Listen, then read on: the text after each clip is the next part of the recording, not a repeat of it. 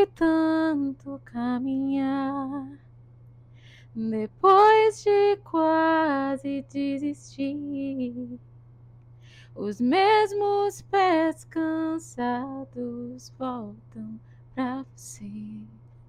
Gente, cantei aqui no canal. Então, gente, quem conhece a pessoa, quem conhece a música já sabe sobre quem vai ser o vídeo de hoje, sobre o mapa feminino de quem? Sandy. Sandy, que não precisa de sobrenome, né? É engraçado que geralmente as mulheres famosas, né? Elas têm primeiro nome e segundo nome. Marilyn Monroe, Lana Del Rey. Todos esses nomes eu já, inclusive, fiz mapa feminino aqui, dei uma olhadinha aí no canal. Mas a Sandy não precisa, né? A Sandy, ela é Sandy. Tem algo simples nesse nome, né? É só Sandy. Quando a gente olha para Sandy, a gente acha que sabe tudo sobre ela, de olhá-la, de vê-la, falar, né? Cantar. Mas ela é uma pessoa, eu diria uma mulher muito, muito, muito mais complexa do que a aparência dela pode parecer. E é sobre isso que a gente vai conversar hoje, o mapa feminino da Sandy. Antes, eu só quero dar aí uma pequena explicação, né? Uma pequena introdução. O mapa feminino é um mapa astrológico para mulheres que eu criei. É um material pelo qual eu tenho muito carinho, porque é o meu bebê, é o meu projeto pessoal, esse mapa. E eu olho para o mapa astrológico de uma mulher de um ponto de vista que é ligado à energia feminina e ao lado yin da natureza daquela mulher. E vocês vão ter que colocar de lado tudo que vocês acham que sabem sobre a Sandy, tudo que vocês acham que entendem sobre a personalidade dela, porque o mapa mostra que as coisas não são assim como a gente pensa quando olha, como eu já comecei falando disso, né? Não é o que parece quando a gente vê a Sandy. Aqui a gente tem uma mulher do Sol em Aquário. Então a primeira coisa que a gente faz no mapa feminino é ver qual a vibração feminina do signo solar. Todos os signos astrológicos, eles têm uma vibração feminina e masculina. Sim, na astrologia, os signos são classificados como tradicionalmente femininos e masculinos de acordo com extroversão ou introversão.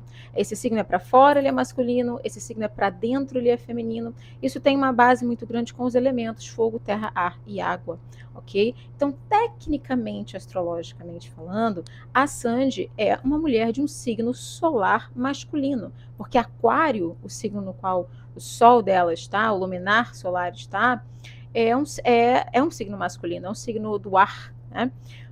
Contudo, porém, entretanto, vocês sabem, vocês que me acompanham, que o meu trabalho com o feminino é mostrar que existe o feminino dentro daquele signo que parece masculino, assim como tem o masculino naquele signo que parece feminino, ok? Então, cada mulher, ela vai se ligar ali, ela vai entender inconscientemente o seu feminino a partir dessa vitalidade do sol.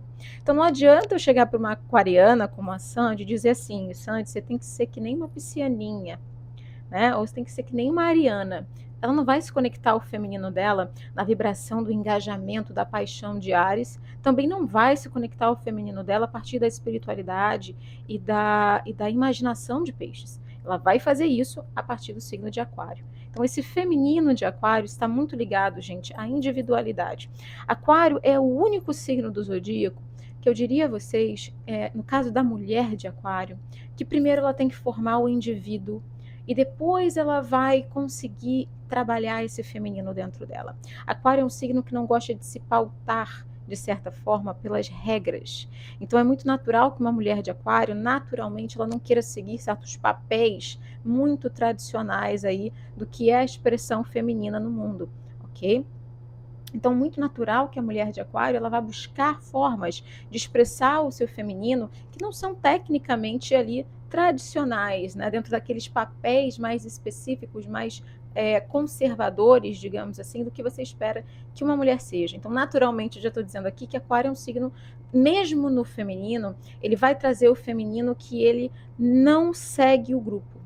É um feminino que traz uma outra visão do próprio feminino. Talvez por isso seja mais difícil para a mulher de Aquário se inserir dentro de certas ideias mais estéticas do que é a feminilidade, ok?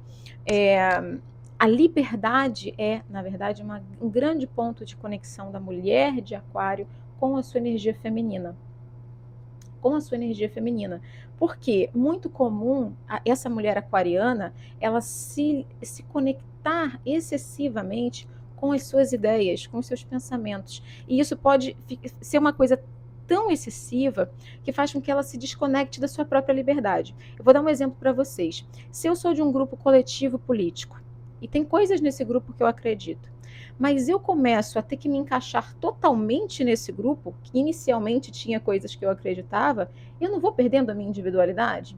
Então, a mulher de Aquário, ela tem que conseguir encontrar esse equilíbrio entre o indivíduo que ela é, né, a força original, única que ela é, e essas ideias que ela tem, esses ideais que ela tem. Porque senão ela acaba perdendo aquilo que há de genuíno dela mesma. Ela vende a sua essência pelas suas ideias. Ela não consegue separar as duas coisas. Então é importante para a mulher de Aquário ela ser livre, mas ser livre até daquelas ideologias, daquelas crenças, daqueles pensamentos fixos que ela tem. E lembrando, gente, que mulher de ar é mulher que pensa muito, né? É um excesso, é uma ansiedade mental muito grande. Os pensamentos, as ideologias, os ideais, eles podem muitas vezes consumir essa mulher no masculino do signo de Aquário. Então, o feminino de Aquário vai vibrar justamente na leveza, na liberdade desse elemento ar. Precisa buscar livremente o seu próprio caminho. Como que isso se conecta com a Sandy? A Sandy encontra a sua feminilidade quando ela tem espaço para ser verdadeira e livre. E aí a gente olha para esse ascendente que ela tem no signo de Touro e tudo isso já fica meio complicado da gente integrar, porque no mais terreno, né, ele é o elemento terra. Touro é um signo muito feminino, talvez por causa dessa persona, desse ascendente em Touro, a Sandy pareça muito feminina fisicamente falando, ela tem uma voz muito bonita, o que é típico, Touro rege a nossa garganta, né? Então, mulheres que têm Touro forte no mapa, ou tem Vesta, que é a mística, né, é o arquétipo da mística, no signo de Touro, elas têm a voz bonita, né? Mas tem um conflito, tem um duelo acontecendo sobre a própria vida. O ascendente é a forma como a gente caminha nesse mundo, é como você se veste, é como você fala. Então, quando você tem esse diálogo tão contraditório entre a essência individualizadora de Aquário com a essência conservadora e segura, e sempre buscando segurança do Touro, ela pode parecer que ela é muito tradicional pra gente, ela pode parecer que ela é uma mulher muito segura, que ela é uma mulher muito família, muito que ela é uma mulher muito até mesmo previsível, né? Mas a energia de Aquário está sempre ali, de certa forma, buscando a sua própria individualidade. Então, diferente de outros grupos ou duplas, ela quis ter a sua própria carreira. Chegou um momento em que ela se desligou da conexão da dupla com o irmão, que tem a ver com essa essência feminina de Aquário, buscando o seu próprio caminho, a sua própria individualidade. Então, sem dúvida alguma, na forma como a Sandy ela faz as suas escolhas, ela caminha nessa vida, ela tem que estar sempre pagando o barqueiro. Né? O que é pagar o barqueiro no meu jargão? Quem já fez mapa comigo talvez já tenha ouvido isso. Não falo isso para todo mundo, né? Mas tem pessoas que precisam ouvir essa brincadeira do barqueiro. Na mitologia grega, para você adentrar o mundo dos mortos, você tinha que pagar ali a moeda do barqueiro. Né? Então, digamos que a pessoa morria, você colocava 2 moedas nos olhos para poder, né, pagar ali o senhor que guardava o rio Estige, né, a passagem pelo rio Estige. Então, o que acontece quando você tem tantas contradições no mapa? E a Sandy tem muitas. Eu tenho Sol em Aquário, eu tenho a Lua em Leão. O Sol em oposição à Lua. Eu tenho o ascendente em Touro rivalizando com o Sol. Quer dizer, essas contradições, elas levam uma pessoa a ter que fazer concessões na sua vida. Você tem que pagar o barqueiro. É isso que eu quero dizer. Nada é sem preço para quem tem contradições no mapa. Tem muitas quadraturas no mapa. Você sente muitas vezes que você está agradando a um lado da sua vida, da sua natureza, mas o outro lado está ficando esvaziado. O problema é que o Sol é a sua essência. Então, como mulher, quando você negligencia as necessidades essenciais, naturais, lembrem, feminino e natureza, quando você negligencia a natureza do seu signo solar, você paga muito caro, muito mais caro, certo? Então a Sandy, ela pode muitas vezes ter dificuldade de se apresentar. Eu sei que é difícil pensar nisso, mas ela tem uma lua em leão, Marina, deve ser maravilhoso para ela se apresentar. Não necessariamente. Às vezes, ela paga o barqueiro na necessidade de ser reconhecida e expressar seu talento. Mas aquele sol em aquário pode ficar um pouco nervoso de estar na frente de tanta gente. E ela ali no iniciozinho da infância deve ter lidado com isso da melhor forma como ela poderia. Mas isso pode trazer desgaste, dor de estômago, problema de saúde, gente, tá? Uma outra coisa que ela paga o barqueiro é essa essência segurança versus mudança. Aquário que é mudança, touro que é segurança, que é o que é conhecido, que é previsível, o que é mais confortável.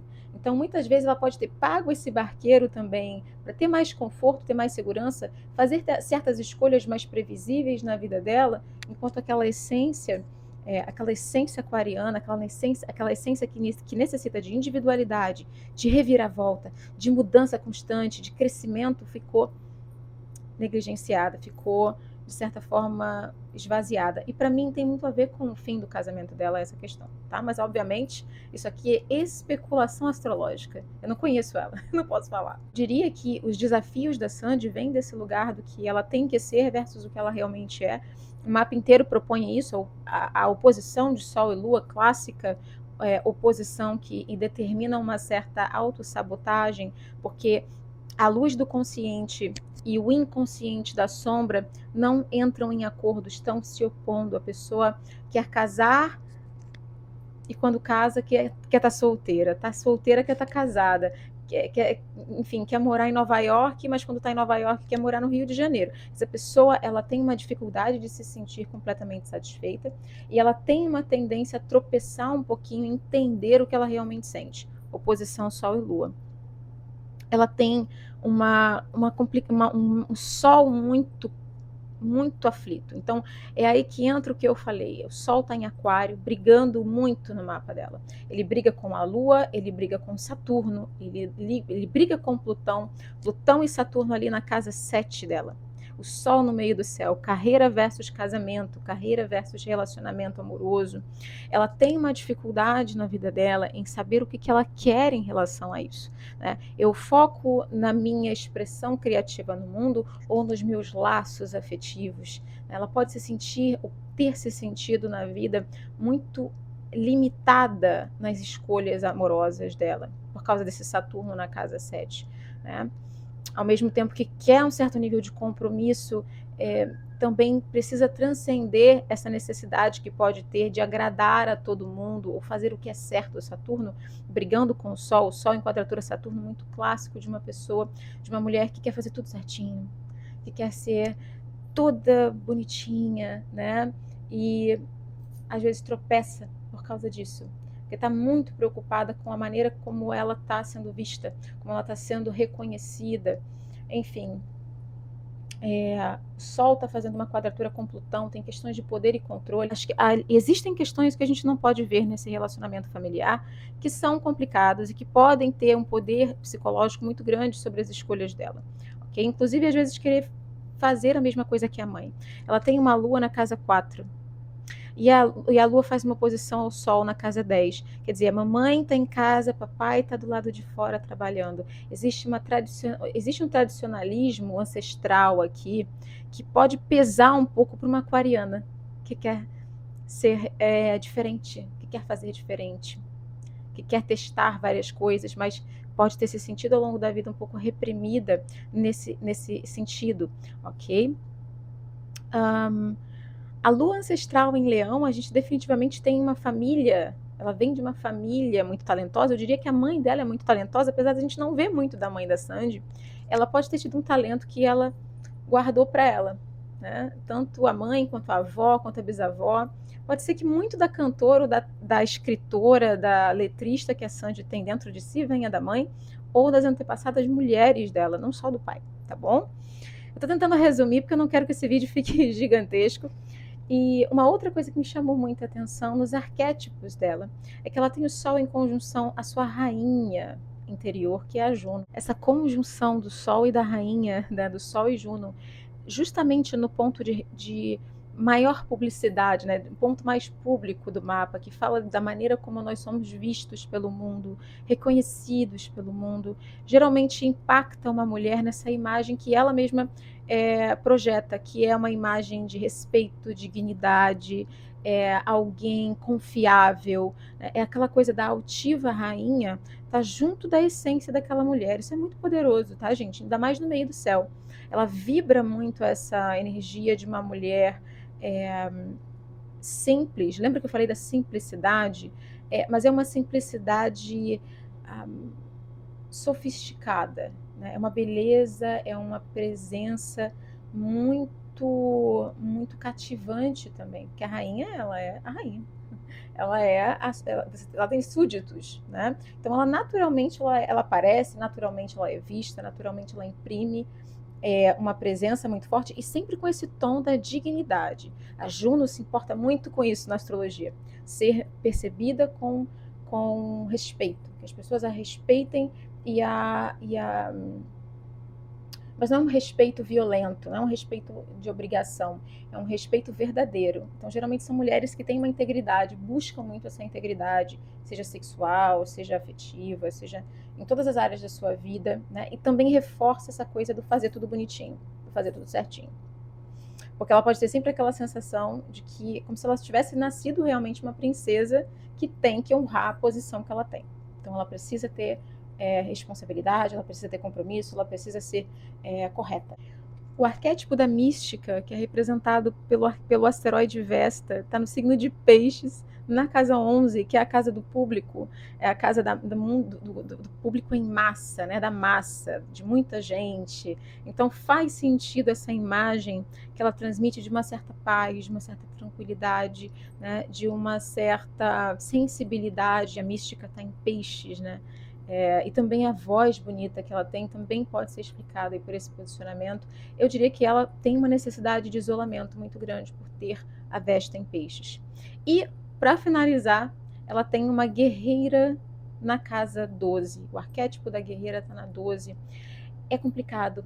Quando a gente tem a nossa face bélica, guerreira, lutadora, defensora, na casa 12, às vezes a mulher tem uma dificuldade de expressar esse lado mais bélico. É isso, meus amores, é muito resumidamente. Vocês vejam, o mapa feminino geralmente tem de 1 hora a 1 hora e meia, então aqui eu tive que resumir. Eu não falei nem metade do que eu falo no mapa feminino, mas eu trouxe para vocês algumas pinceladas aí da minha opinião sobre o mapa da Sandy, sobre a mulher que ela é. Lembrando que isso daqui é especulação, eu não a conheço, não tenho interesse aqui de ser leviana nas minhas colocações. É mais um vídeo para a gente pensar em grupo sobre astrologia, para a gente exercitar o nosso conhecimento ali dos posicionamentos, tá bom? Um beijo, a gente se vê no próximo.